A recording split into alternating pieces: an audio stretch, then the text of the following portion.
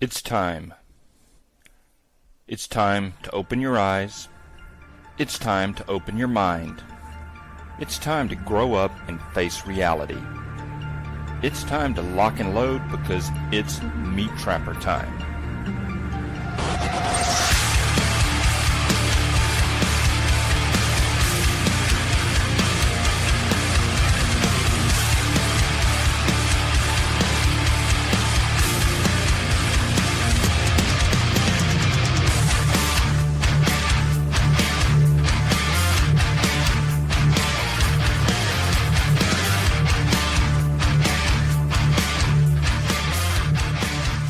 Hello everyone, and welcome to episode number 299 of MeatTrapper Radio.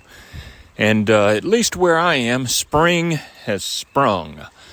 The woods are nice and green. The turkeys are gobbling, and it's the season of rebirth and renewal. And that's exactly what I am trying to do. I am trying to heal up from my surgery. I'm trying to have a rebirth and a renewal of my lease on life. And it has been a long and difficult road, and it has been a slow road here lately, but that's okay. Each week that passes, I'm a little stronger, and I'm a little better. I've still got some issues in front of me, but that's okay. Nothing that I can't deal with, and nothing that I won't deal with, that's for sure. I wish it was faster, but at this point it looks like it may be midsummer before I'm able to get back into my old swing of things. I certainly can't paddle a canoe or run a trap line or anything of that sort right now. I'm doing good to drive myself around, so I am out in the woods today. Drove myself to the woods, hiked a couple of 100 yards into one of my favorite spots, and just sort of soaking in the goodness of nature. Well, we've got a good show today. At least I think we do. We've got some a topic suggestion from Don that I think is an outstanding topic we're going to talk about at length. And then we've got a submission from Tom. And Tom is our resident off-grid guru. He is the guy that is actually walking the walk and not just talking the talk when it comes to off-grid. And he's got some great thoughts that he's going to share with us today. And then we have another submission from Wildman himself. And hopefully we'll have time to get to that from his Volume 3. Now, if you haven't purchased the volumes 1 and 2 of Walk With the Wildman, you need to go to MeatTrapper.com and get fixed up. Click on Poaching Manuals, and I'll get them right out to you. They're outstanding books. And before we get into tonight's show, I want to mention something that recently arrived. I purchased a knife from MuskratManKnives.com. Now, many of you may be familiar with Muskrat Man knives. They are the maker and the home of the MeatTrapper knives. But they recently did a collaboration with Wildman himself. And Wildman has a very nicely designed Necker knife.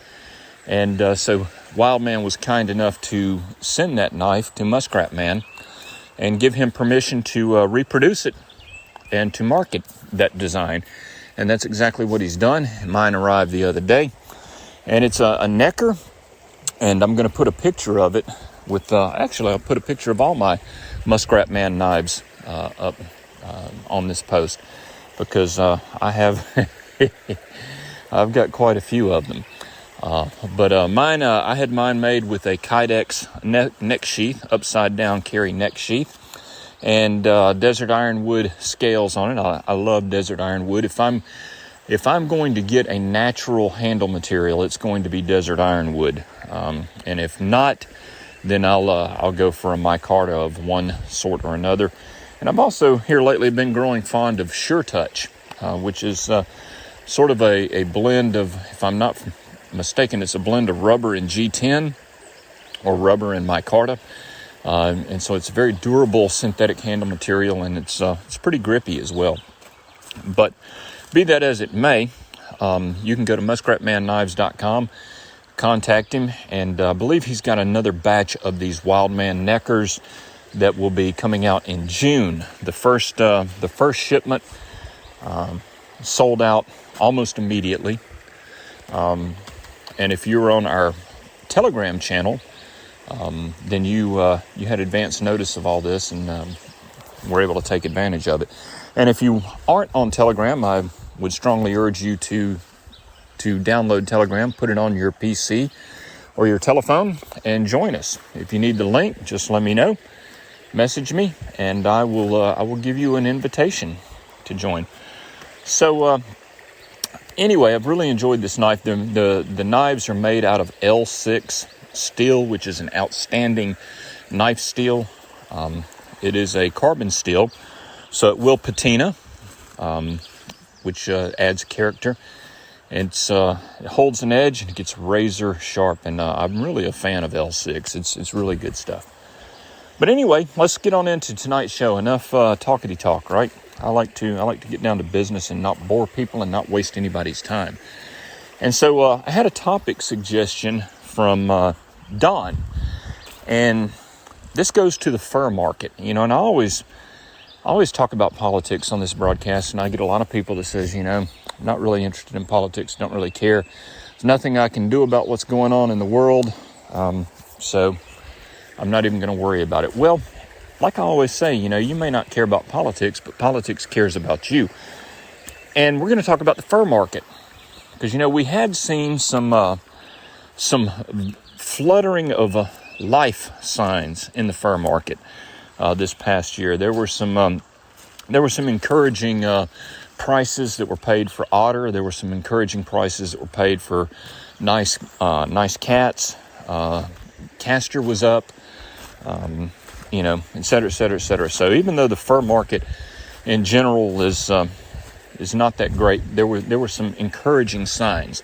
But, and here is the but, we have the Ukraine war.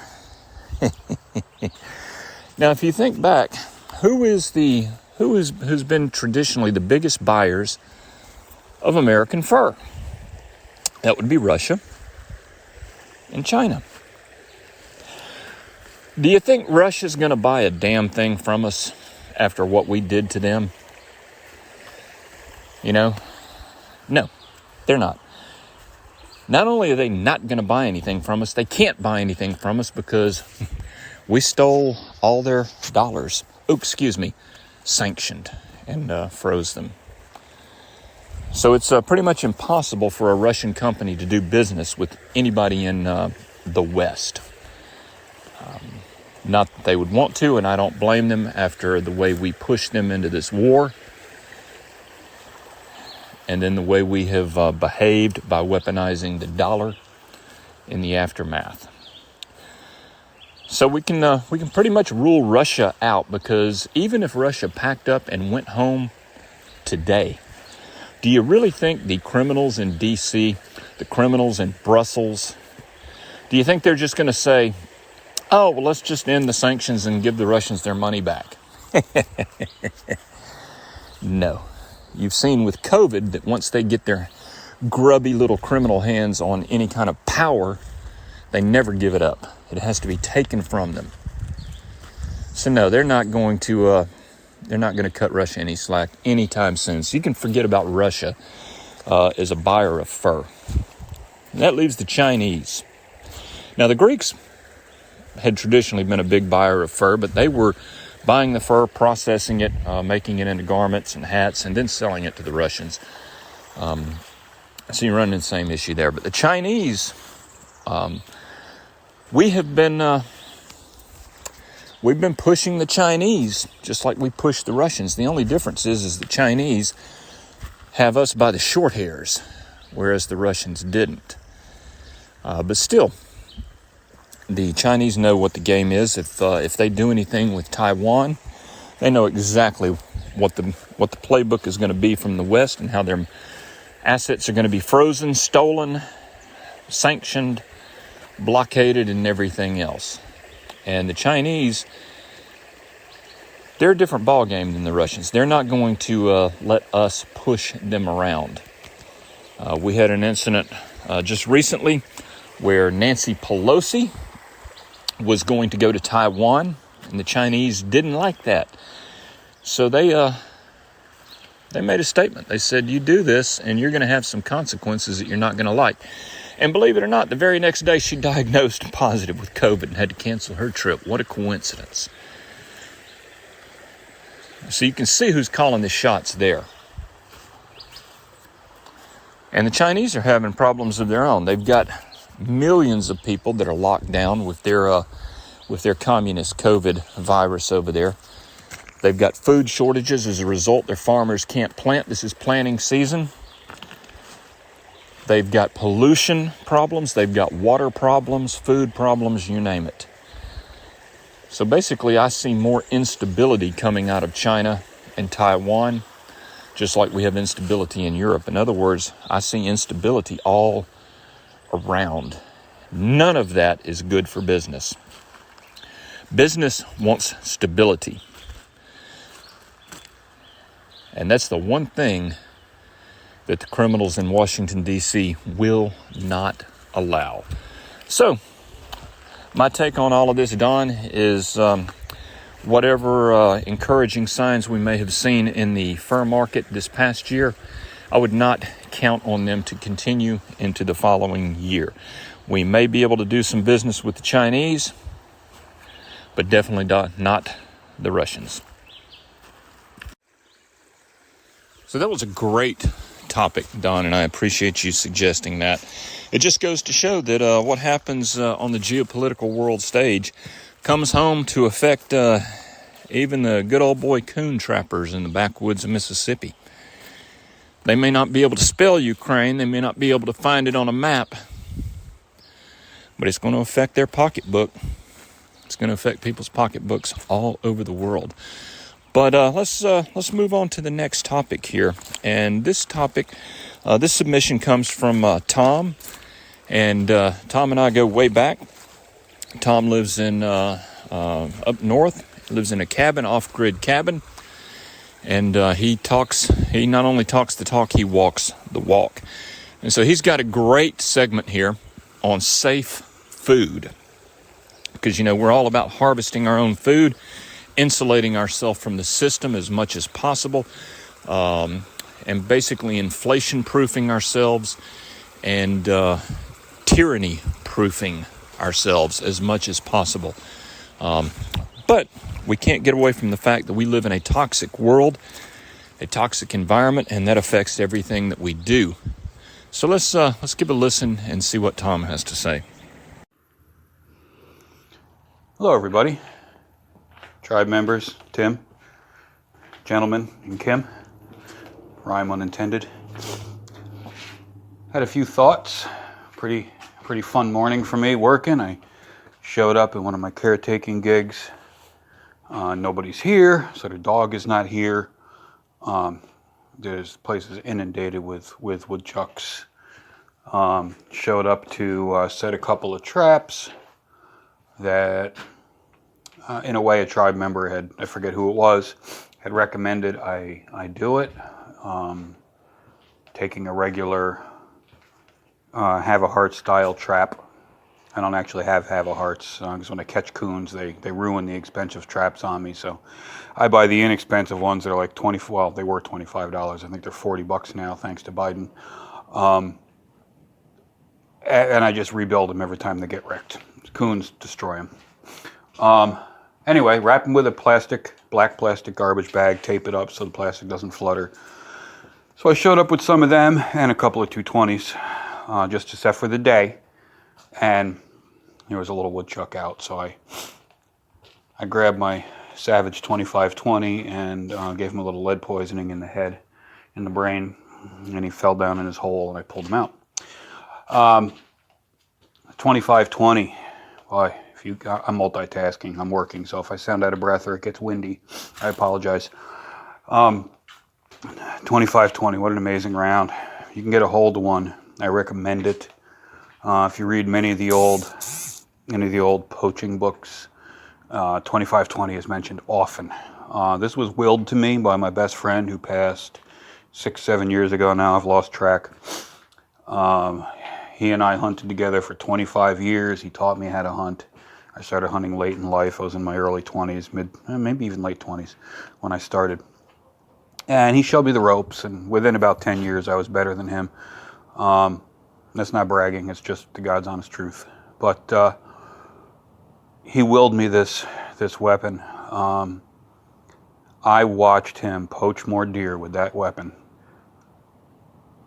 than I can even remember how many. And he would just like in the manuals, man, you pull the trigger on the appropriate size. That means small in most areas. Deer, whitetail in my case, and they'll drop right there. Good young tender ones. Those are the ones to go for. Want to shoot a 10-point buck? Wait until deer season. Shoot it with something loud and obnoxious. But if you want to eat, or you need to eat, 2520 is not much louder than a 22 Magnum.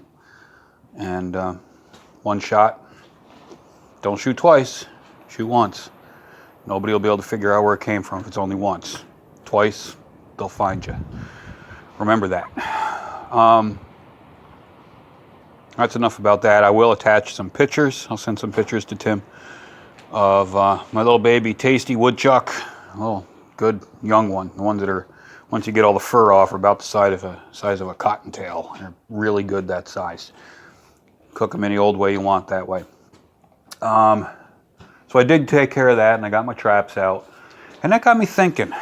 I'm asked to remove woodchucks on at various places. Technically I'm not supposed to do, but I'm not supposed to release them. I guess I don't release them, so it doesn't matter. Or a few of them I do. I'll explain. While you're out setting traps for your food, or hunting for your food, or whatever it may be, whatever method you're doing, even if you're being good Joe citizen and staying within all the legal limits and rights and seasons and all of that, there's something that isn't really talked about, and I have thought about this for a really long time. And I'm fortunate enough to live in a pretty rural area. For New York State, it's pretty rural.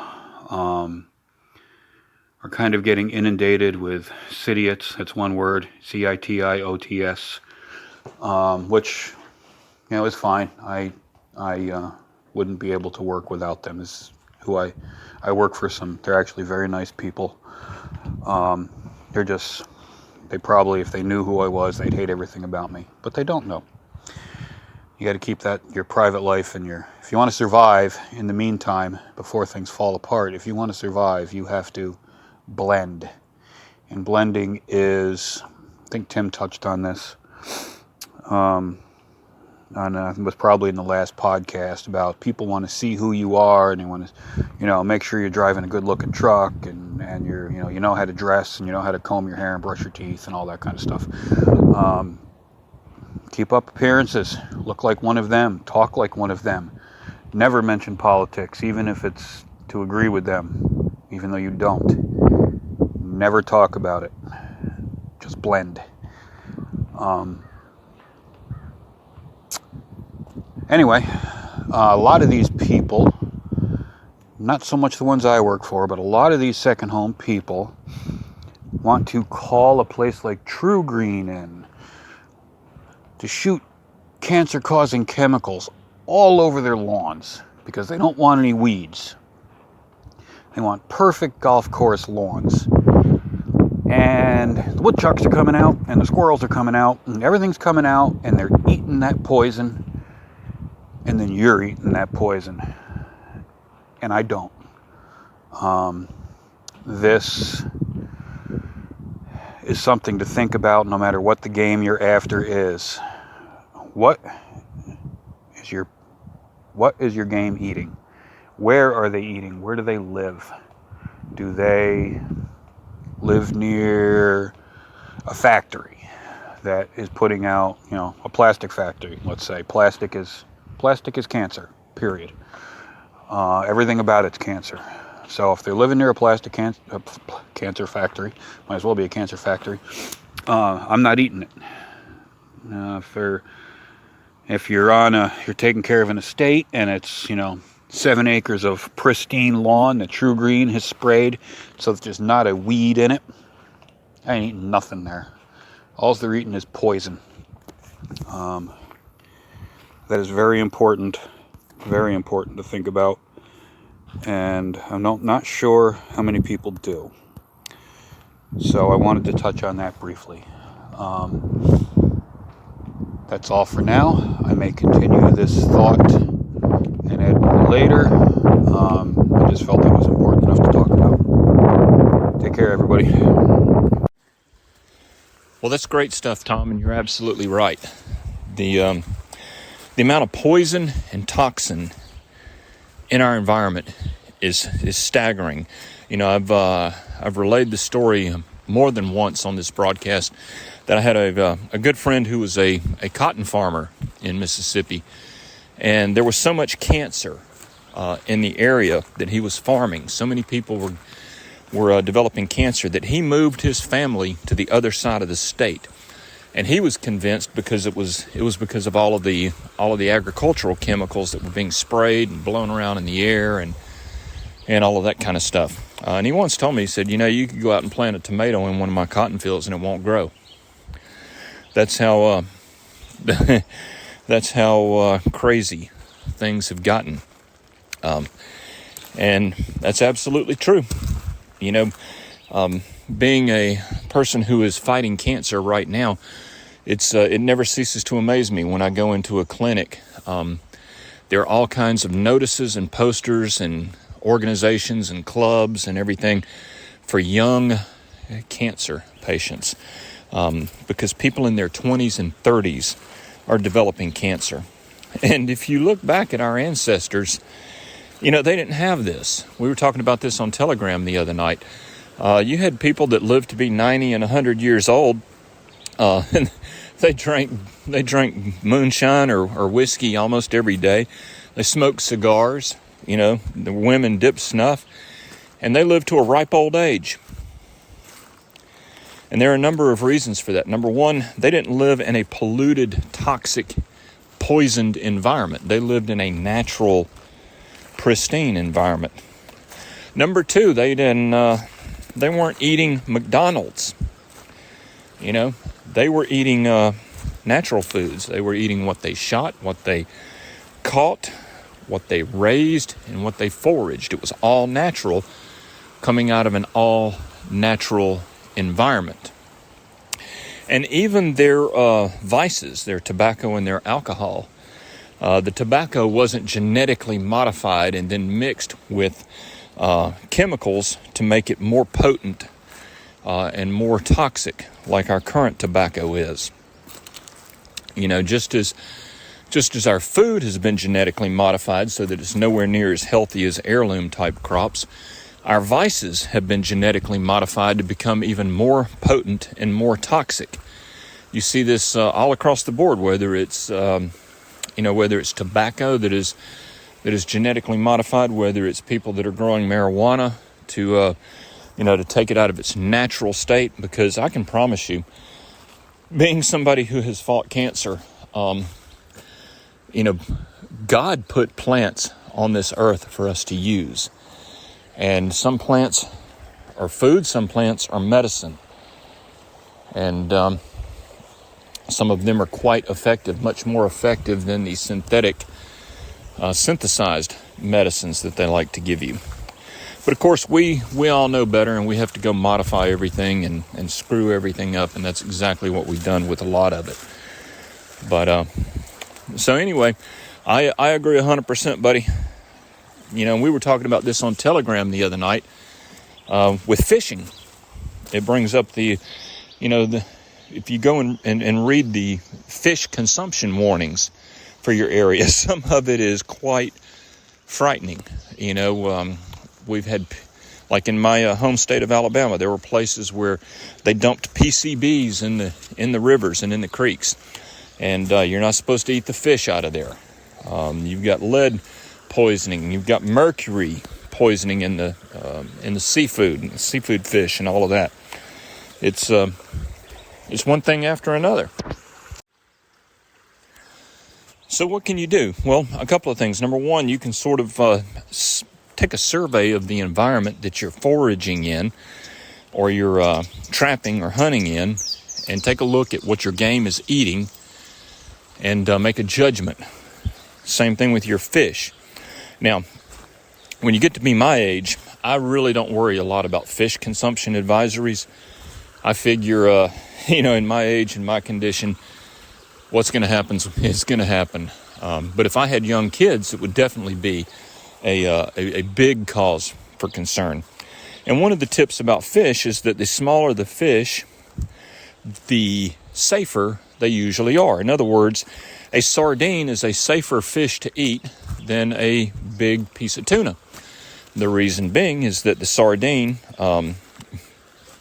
isn't alive as long, and so it doesn't have as long to soak up lead and mercury and any other type of toxins that are in the environment. And so those sardines are going to be healthier than a tuna fillet. And the other thing you can do is, like Tom was talking about, take a look at what your animals are eating. Take a look at the environment. It's one thing to, I've had people tell me that they've got rivers and creeks that are near factories, and the water is discolored and the mud is discolored, and I'd have to really think twice before I harvested something out of that. Whereas if I can get out and in a pristine environment where the water is crystal clear, and everything is protected and insulated and all of that, I feel much better about eating things that come out of that type of environment. So in the end, you just sort of have to use your best judgment. You have to decide, do you have the luxury of being choosy? If not, are you feeding your kids or a pregnant woman some of this food, et cetera, et cetera, et cetera? Make your own risk matrix. And of course, I would hazard to say that eating beaver meat, even if it came from a questionable environment, is going to be a lot better than eating McDonald's and red slime and all of that. So it's all a matter of degree. Now, I recently got an email, and this was a pretty good email. I think a lot of people probably have similar questions to this, especially if they're new to my channel and new to the podcast, because we have people joining all the time. So this one is from Zach. He said, "Hi, Tim. I'm a huge fan of yours. Been subscribed to your YouTube channel for some months now, and I've watched all your trapping school videos as well as many others." And first of all, thank you, Zach. I appreciate that. And the trapping school videos, Foothold School, Conibear School, and Snare School, in my opinion, are some of the best resources out there, and they're absolutely free. Anybody who wants to learn to trap needs to go watch those. He says, "I bought, read, and have extensively studied both Wildman books, and they, as well as your channel, have fundamentally changed my perception of poaching in today's hellscape we call America." And just to interrupt again, thank you. There are a lot of people that see the word poaching and they freak out. And I use that word deliberately as an attention getter. Absolutely. So the past 4 years have completely awoken me in regards to the deep state and bankers, the globalist agenda regarding the vaccine, the Great Reset, the Ukrainian-Russian narrative, and more. I am the only one in my family that understands how dire the situation is, and my girlfriend, soon-to-be wife, is completely on board with me and also understands what's happening. Excellent. That's important, because if your spouse is not on board, it's hard to paddle that canoe in the same direction. The issue I'm running into is my hunting experience is limited, as I've only shot squirrels and birds, and I have fished ever since I was a kid. However, I wouldn't consider myself an experienced outdoorsman. I have a lot of experience doing land nav, using night vision, have PVS 14s, dry fire every day and shoot guns often, have all of my recon gear. I've been training with my takedown survival bow and hunting catapult for months now. Et cetera, et cetera. I've trapped squirrels using my conibears and have practiced with my Sleepy Creek number 11s. Have a takedown 22 with a scope and an 18-inch double barrel 12 gauge. Well, let me just say, you're you're pretty well equipped, dude. That's a great position to be in. He said, I live right outside a major city in Kentucky in a neighborhood, and I have family that lives an hour away that has land I can hunt and fish on. Good for you. You are way ahead of the game right there. A lot of people don't have that. The other thing is since that's private land, that keeps the rubberneckers and the Karens and the game warden lovers at arm's distance. So you're very, very fortunate in that regard. So my question is this. I want to start gathering my own food, the MeatTrapper Wildman way. Do you have any advice for a greenhorn like me to not find myself in trouble, or other resources or books I should read or watch? I spend all of my free time practicing and studying. It's all I think about. I've watched all your poaching videos, including the ones with Barry and his deer and psychology videos. Sorry for the long letter, and God bless. Well, Zach, first of all, I think you're way, way, way ahead of the game compared to the average person. You're equipped. Your mind is in the right position. And you're asking all the right questions and doing all the right things. So you're way ahead of the game there. So it really comes down to what precautions can you take to avoid undesirable contact with the law. And that's really, it's not that hard. Okay, there's just a few basic rules that I'm going to cover here that if you'll adhere to, I think your chances of having an undesirable encounter will go way, way down. Number one, if you're going to be in the dark at night, don't use a visible light. Don't use a spotlight. When people see a spotlight in or near the woods at night, they know exactly what's going on. Now, you say you have PVS 14s. That's a big advantage right there. So enough about that. Stay away from spotlights. Stay away from visible lights, especially in the woods at night. Number two, never shoot from the road. That's one of the most common infractions that game wardens bust, because you see, the game wardens love roads. Makes their life easy. They can stay in their vehicle. They can travel at a high rate of speed. They also have night vision equipment. They have blacked out vehicles. They have remote control deer and remote control bear that they can set up on the side of the road. And all they have to do is sit there and wait for some ding-a-ling to come along, roll his window down, stick the rifle out the window, and pull the trigger. And at that point, you're toast. You're probably going to lose your truck and everything else. And at that point, they can come to your house. They can rip your freezer apart. They can take your deep freeze apart. They can do DNA testing on everything in your freezer. They can seize everything, ruin everything, and they will. So you see, the stakes are high. It used to be that if you violated a game law, then they'd give you a summons or a ticket, and you'd go to court and you'd pay the fine and whatever. But no, see, they have to get draconian these days. They have to get Nazi these days. They have to up the stakes these days. They have to make it so severe that people are willing to get desperate to avoid that. So don't shoot from the road. Let's see, rule number 3. Don't blab about what you do on Facebook. You would be surprised at how many people will post illegal activities on Facebook. In the past, I have had to go to great lengths on my YouTube channel to obfuscate and obscure where I was and what I was doing, because I've had hundreds and hundreds of people try to turn me in. And it's never the liberals that do that. It's always the fuddy-duddy trappers and the fuddy-duddy hunters. The ones that tell me I'm a miserable excuse of a human being and I'm robbing from everybody else and I'm a terrible example for the kids. And they're going to call the game wardens in Alabama and blah, blah, blah, blah, blah, blah, blah.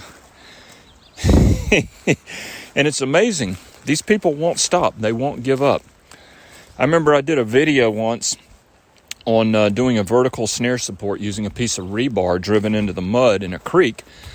And it saved me from having to get out of my boat because I did not have permission to step out of the boat. In Alabama, you needed the landowner's permission if you were going to get out of the boat, even if you were knee-deep in water. Whereas if you stayed in your boat, you did not need permission. I had people argue with me about this, that we're going to call the game warden and turn me in. I told them, screw you, do it. Go right ahead. But that's the kind of society that we live in. That's what kind of people inhabit this country. Our fellow outdoorsmen. So don't brag about illegal stuff on Facebook. Let's see. Next rule. Don't text pictures of stuff to your friends. Let me tell you a little story. And this did not happen to me, but it did happen to a gentleman that I know.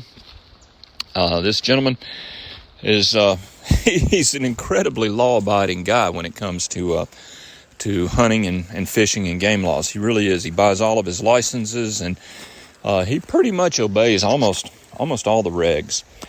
But he has a wildlife control business. And in his particular state, that license is renewed every year by the Department of Game and Fish.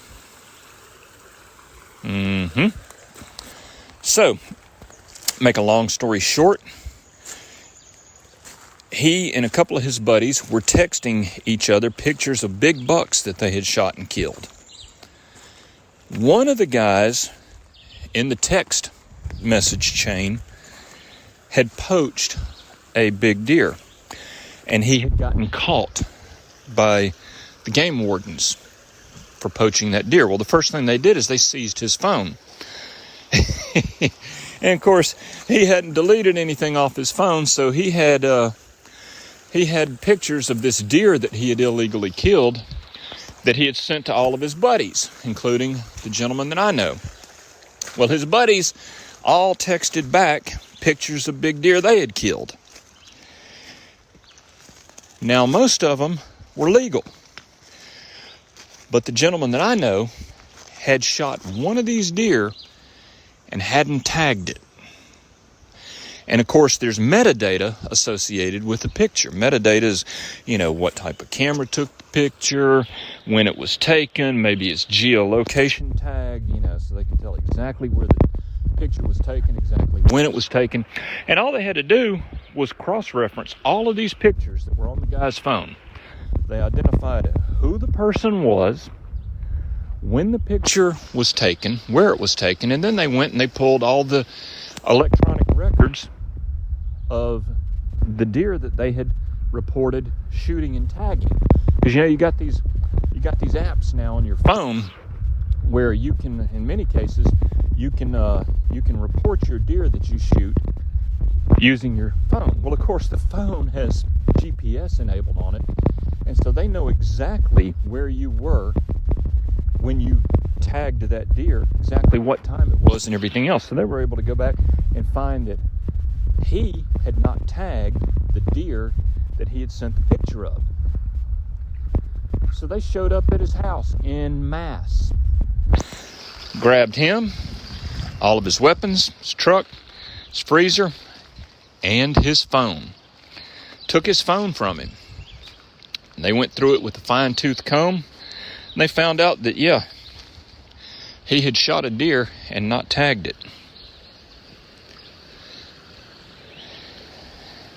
Well, he was ready to tell him to kiss his ass and write him a ticket or whatever. And they said, and one of them got in his face, a little cocky little son of a bitch got in his face and said, guess what?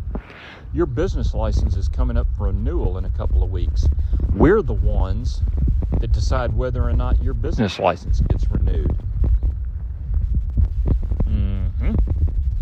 In other words, if he didn't kiss their ass, bow down, plead guilty, pay his money, they were going to put him out of business. They were going to ruin his livelihood.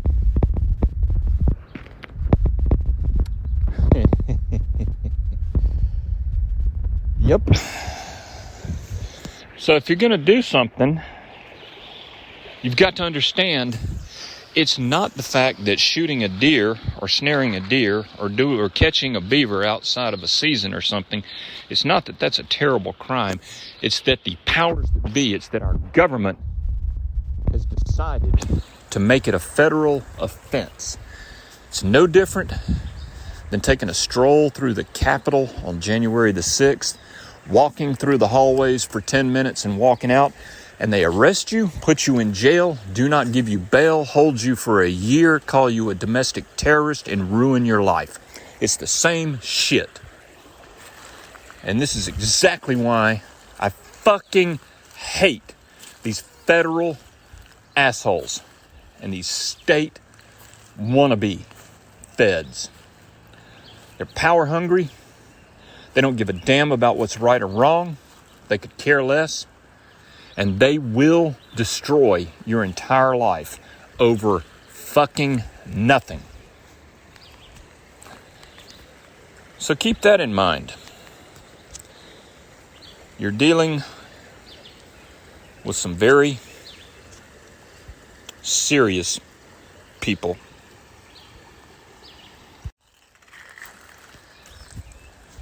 Now, the last tip that I have is you mentioned, you got all the camis and you got this and you got that, and I go out of my way to look like a yuppie hiker, a yuppie backpacker. If a law enforcement officer or if a game warden sees me, the last thing I want them to think is that dude is hunting. That's a good old boy out in the woods. No. I want them to think, look at that yuppie. You know what? Look at him with his fancy backpack. Look at him with his hiking pants. In other words, if somebody sees me, whether it's Johnny Law Dog or whether it's just a random Karen, you need to have a cover. You need to be able to explain your presence. And that's why you rarely see me wearing camouflage. Now, I'll wear a camouflage hat or something like that simply because, down south, that's everybody does that. That doesn't really mean anything. But you're not going to see me all kitted up with camouflage on, tactical gear and all of that. As a matter of fact, the backpack that I carried today is an Arc'teryx Brise 32. It's about as far from a tactical backpack as you can get, but it's an excellent pack. It's very well made, very comfortable. But when somebody sees me get out of a truck and put that thing on, they do not think hog snarer. They think that dude is he's going to go hike on the trail. And so that's what you want. You want to be as gray man as possible, like Tom said. Working man, Carhartts. I tell the story all the time. Newt Sterling up in New Jersey. New Jersey is about as close a state as you can get to a communist police state in the United States. And he would stop and at every bridge and get down into the bridge and make, coon sets and mink sets and all of that. Well, what he did is on the back of his truck, he put a high-vis yellow reflective decal all the way across the back, and then he put the words bridge inspection. Now, he didn't put on there State of New Jersey Bridge Inspector. He didn't put on there inspection department. In other words, he was not impersonating an official person. It's just two words, bridge inspection. That doesn't impersonate anybody. When he gets out of the truck, he would wear a high-vis yellow reflective construction worker type safety vest and a hard hat, a yellow hard hat. In other words, when somebody was riding down the road and he would be pulled over at the bridge, getting out, walking down there, they would see bridge inspection, they would see a hard hat, and they would see a yellow vest, and they're like, oh, that's official business. He's okay. He's not up to no good. But if he had a truck with no markings on it, and he was dressed in camouflage and had a tactical pack, and somebody saw him getting out and going down under a bridge, they'd report his ass to Homeland Security for being a domestic terrorist in a heartbeat. And to me, that's a great example of gray man. It's not that he's not noticeable. It's that he is noticeable as a natural part of the environment that everybody expects to see. So, give that some thought. So anyway, Zach, I hope that answers some of your questions. If anybody has anything to add, please chime in on the comments. And good question. Thank you.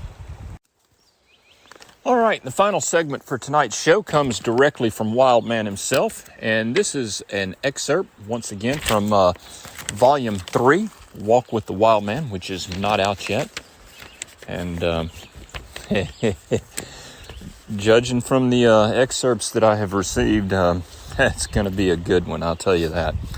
So this one is about sniping suckers. Boy, do I know some suckers that need to be sniped. But I digress.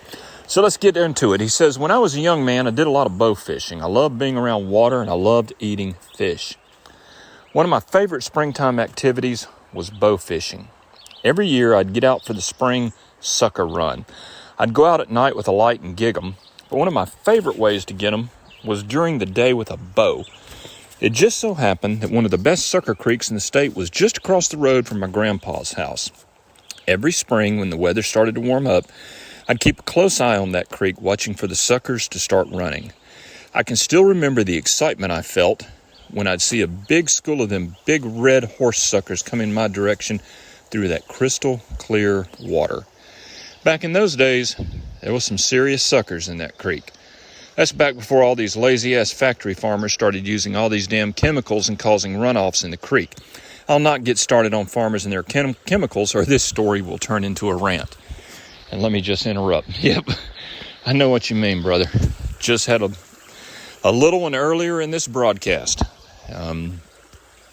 It's like when I was a kid, man, it used to be every mud puddle that I found was full of tadpoles and frogs, and now you can't find a tadpole to save your damn life. Anyway, back in those days, things were different. They were better. The world was a better place. This country was a better place. It wasn't the slimy shithole of a place we're living in today. Through this story, I'll try and take you back to that place, a magical place where the air was cleaner, the water was cleaner, and red horse suckers grew damn near as long as a man's arm, from the bend in his elbow to the end of his fingertips. I reckon I was about 18 years old when this story took place. It was early spring, time for the suckers to start their run. I already had my gear ready, my Bear 48 Super Magnum recurve bow, my bow fishing reel, 2 solid fiberglass fishing arrows, 2 barbed fishing tips, a 6-inch mill file, and an extra long custom-made fish stringer. My bow fishing reel was the type that threaded into the insert in the front of my bow, and you had to wrap the line around the reel by hand. My arrows were solid fiberglass. The solid fiberglass arrows were very durable, and the added weight helped the arrow penetrate through the water. The barbed fishing tips helped keep your fish on the arrow once hit and were very durable. The 6-inch mill file allowed me to quickly touch up my points if one struck a rock or started getting blunt. The extra long homemade stringer was made long enough to reach from the railroad trestle down to the water, as I'd be standing on top of one of the concrete pillars supporting the trestle while shooting. It was probably about 12 to 14 feet down to the water from where I'd be shooting. It was an excellent spot to shoot from. Being up above the water allowed me to see down into the water better, and the fish rarely seemed to notice me up there. When I stepped down off the railroad trestle onto the top of the concrete pillar, the trestle behind me pretty much broke up my outline. It also helped hide me from the road that was about 75 yards away. The game warden in that county was a notorious prick, so you had to be on your toes at all times. Now let me just interrupt there. If you go back and you replay that, there is a lot of extremely valuable information in that paragraph. And that's why these books are so important. That's why you need to have copies of these books, because the books are filled with wisdom like that. And it's interspersed with very humorous and very entertaining stories. You can go to MeatTrapper.com and you can click on poaching manuals, and you can listen to a sample chapter in addition to the one that I'm reading to you right now. But you need to understand just how much information is being conveyed to you. So to continue, says the pillar that I'd be shooting from stood just about dead center in the creek, and the water wasn't but a foot deep at that point, maybe 30 feet wide. So I'd be able to shoot to either side of the pillar and cover the entire area. It was the perfect position to snipe suckers from. That was an active railroad line at the time, but if a train came down the track, I'd be well out of the way down on that pillar. It did take some nerve, though, to stand there on that pillar as that iron horse came thundering past just a few feet away. When I'd hear that train whistle blowing at the crossing down the road a ways, I'd prepare myself by hunkering down so the engineer would not see me. Well, it was a beautiful spring morning. Baby blue sky, sun shining, not much wind, and all the signs were right. I knew the suckers ought to be on the move, so I decided to take a walk over to the trestle and see. I wouldn't take my gear with me. I was just going to scout it out. I was going to see if the fish were moving and if there was anyone else around. So I cut across the road, hit the tracks, headed north up the tracks towards the trestle. It was only a few minutes' walk, and I was enjoying every step of it. There were songbirds singing everywhere. There were cardinals, purple finches, song sparrows, red-winged blackbirds. Every bird you could think of was sounding off. This place was magical. I had to smile. There was nowhere on earth I'd have rather been. When I made it to the trestle, I climbed down under the center pillar and glanced down at the water. There was a big school, about 15 red horse suckers in that crystal clear water about 12 feet in front of me. They were all moving in unison, slowly and methodically making their way toward the trestle. I had to smile as I instantly felt the rush. It was time. It was that magical time that only occurs for a short time every spring. The sucker run had begun. I hunkered down on that pillar for a minute, and I watched those beautiful fish coming through that water, and then I could stand no more. I had to go get my bow. I had scanned the area really well on my walk in and was pretty sure there wasn't another soul around besides myself. So it was game time. I went back to the house, grabbed my gear, and was off to the trestle. I carefully made my way back to the trestle, keeping a sharp eye out for any trouble. I quietly climbed down onto the center pillar and got ready for action. There was a school of red horse about 15 feet in front of me as I slowly nocked an arrow. I could have taken the shot right then, but the fish were slowly coming my way, so I was going to wait, let them get closer. Patience is a virtue when poaching, my friend. Let me repeat that. Patience is a virtue when poaching, my friend. Patience prevents problems. Don't go getting hasty while poaching, because haste makes waste. Wait your shot out. Wait till everything feels right. Wait till you're in your comfort zone where you feel confident, and your success rate will be much higher. I watched as that school of red horse slowly made their way towards me, and once they were about 10 feet ahead of me, I slowly came to a full draw, and focusing on the closest fish, I released my arrow. The water instantly came alive as my arrow nailed the first red horse of the season. The rest of the school instantly turned and swam downstream as I hoisted that big, beautiful red horse up out of the water and up to my little sniper's nest. My arrow had caught him just behind the head and penetrated out the other side. I got him off the arrow, strung him up, and lowered him back down to the water. I always check my point after every shot to make sure the point is still sharp and undamaged.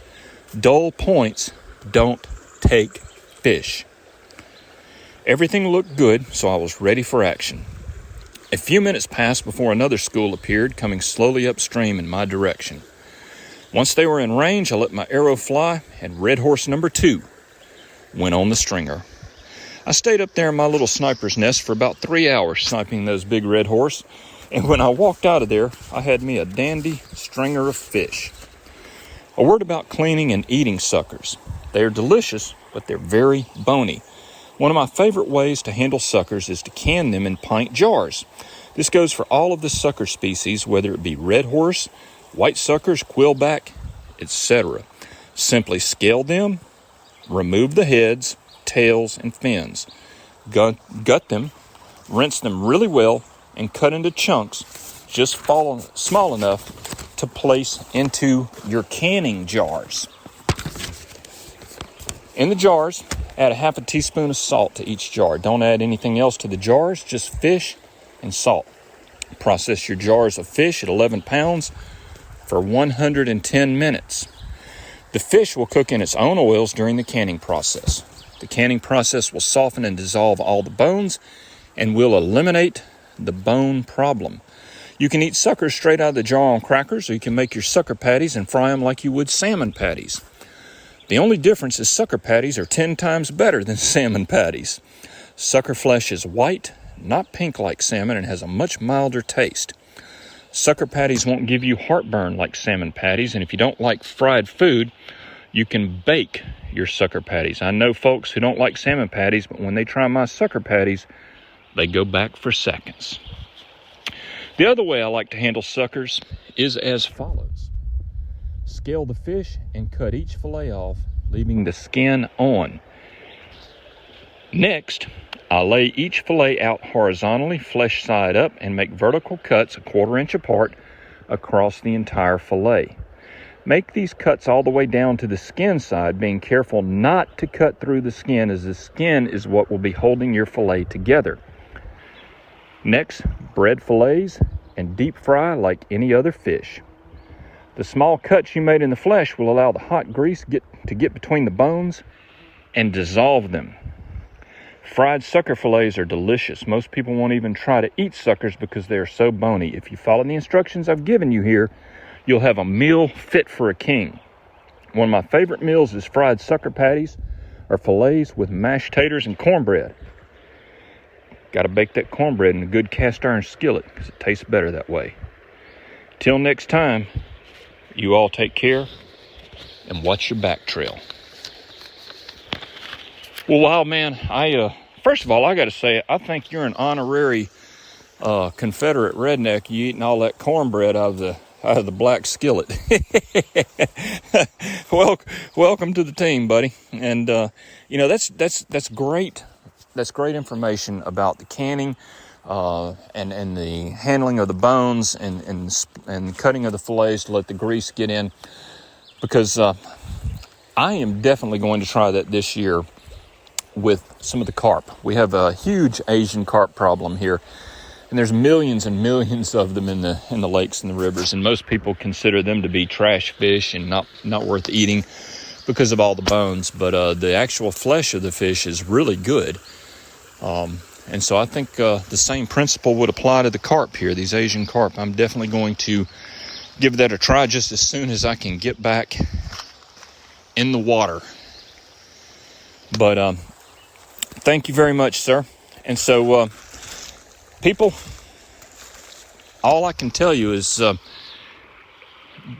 you need to get a copy of these books, because the reason that I like a physical book is that it doesn't depend upon electricity. It doesn't depend upon the internet to be available. It can't be zapped from Google. Once you have the book in your hand or on your shelf, it's yours, and it cannot be taken away from you.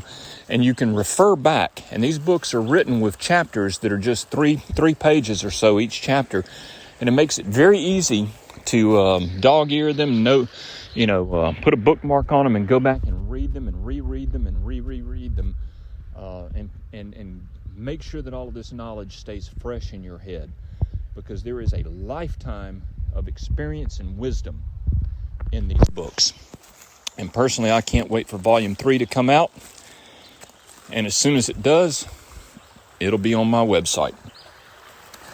And I'll tell you, between these books and this Necker, great stuff. Great stuff. I can't say enough good about it. So anyway, that about wraps it up for episode number 299. Next episode's 300. I had hoped to do something special, but I just have to be honest, friends.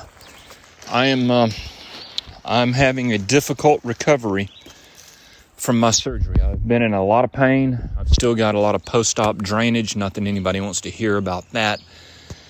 But, the bottom line is I've had to readjust my thinking from weeks to months.